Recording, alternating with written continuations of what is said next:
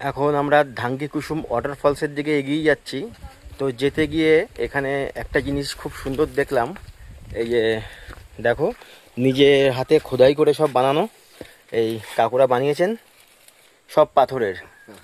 এইগুলো সব পাথরের কাজ করবো আবার। হ্যাঁ, সব পাথরের। এখানে এখানে পাহাড়ের যে পাথরগুলো আছে সেই পাথরগুলো কেটে এইগুলো বানানো হয়েছে। দেখাই একবার, এই একটা পাথর কেটে রাখা আছে, এই যে এ কাজ চলছে। এই যে দেখো, এই একটা পাথর কেটে রাখা আছে, এটাকে এই মিডিলটায় খুঁড়ে ভিতরটা আরো খোলা হবে এখন। এই জিনিসটা কি বানানো হবে? এটা এই যে এরকম হটফট কেসারুল। আচ্ছা, এইটা এই জিনিস হবে। হ্যাঁ, এইটা হবে, এটা তৈরি হয়ে গেলে এই জিনিসটা হবে। খুব সুন্দর।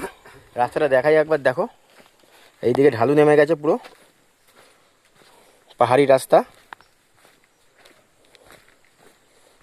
অসাধারণ। এই দেখো পুরো ঢালু নেমে গেছে এইদিকে,